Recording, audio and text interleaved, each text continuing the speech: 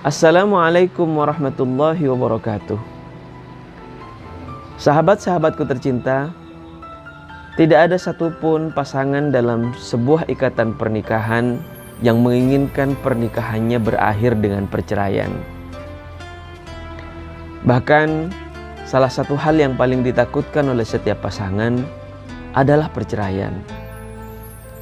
Ketidakcocokan, hadirnya pihak ketiga, serta persoalan materi sering menjadi alasan terjadinya sebuah perceraian dalam ikatan pernikahan. Padahal dampak dari sebuah perceraian dalam ikatan pernikahan sungguh tidaklah ringan. Anak-anak sering menjadi korban pertama akibat terjadinya sebuah perceraian. Oleh karena itu sahabat-sahabatku tercinta, selain doa, ikhtiar harus terus dilakukan bagi setiap pasangan agar pernikahan yang sudah terjalin tetap bisa dipertahankan. Tidak hanya bersama-sama di dunia, tapi bisa terus bersama-sama di akhirat sebagaimana janji pernikahan yang diikrarkan di depan penghulu.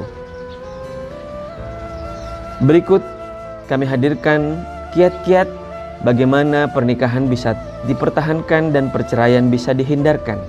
Disampaikan oleh seorang kiai yang faqih fiddin. Beliau adalah salah satu dosen Ma'had Ali, Lembaga Kader Ahli Fikih, Pondok Pesantren Salafiyah Syafi'iyah, Sukorjo Situbondo, juga Komisioner Komnas Perempuan, Kiai Imam Nahoi. Selamat menyaksikan, semoga bermanfaat. Wassalamualaikum warahmatullahi wabarakatuh. Ada banyak prinsip yang dilanggar.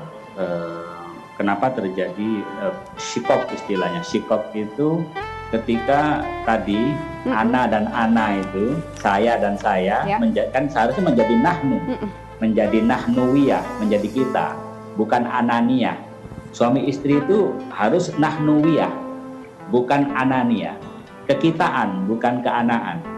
Kalau orang masih bilang hartaku, hartaku, hartamu, hartaku, nah itu belum menikah dia, belum zaujiyah, ya. Harus menjadi nahnu. Kalau pinter, anaknya suami. Kalau tidak pinter, anaknya istri. Nah, misalnya gitu. Nah ini anania, anak saya, gitu. Bukan anak kita. Jadi perkawinan itu nahnuwiyah.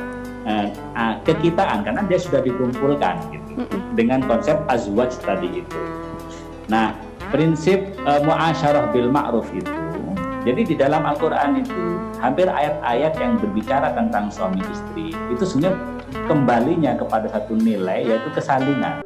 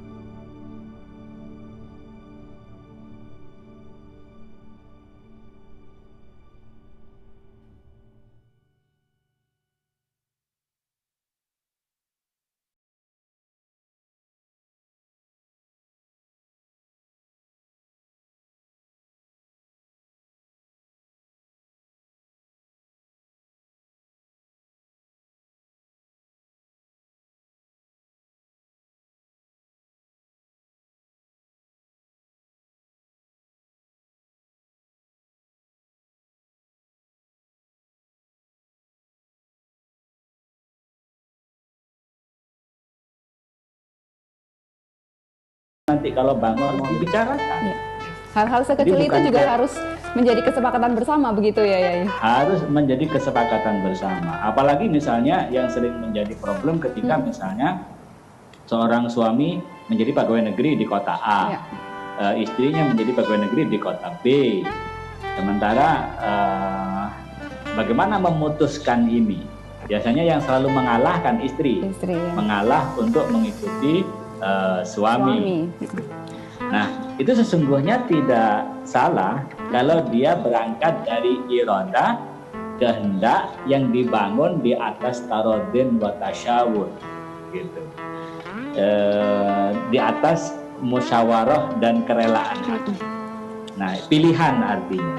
Tapi kalau karena pilihan itu terpaksa, bukan atas dasar musyawarah dan bukan atas keinginannya, nah ini yang biasanya menyebabkan keretakan-keretakan dalam rumah tangga. Nah, kalau menurut Quran bukan begitu. Seperti apa ya? Kalau menurut Al-Quran bukan istri mengikuti kehendak suami atau suami mengikuti kehendak istri. Itu tidak boleh. Di dalam Al-Quran dikatakan harus atas dasar kehendak kedua-duanya. Fa'in aroda. Jadi menyapih anak aja itu harus dibangun atas dasar kehendak kedua-duanya. Tidak boleh salah satunya. Gitu. Dan itu pun harus didasarkan pada tarodin dan tasyawur, keridoan dan musyawarah. Jadi bukan suami harus ikut istri atau sebaliknya. Yang sering terjadi istri ikut suami, bukan begitu prinsipnya. Jadi kalau Quran mengajarkan fa'in aroda, fa'in aroda az-zawjani, az-zawj wa zaujah, kan begitu maksudnya, suami dan istri antara dan tasyawurin, sudah gitu. Monggo. Jadi kehendaknya atas dasar kedua-duanya.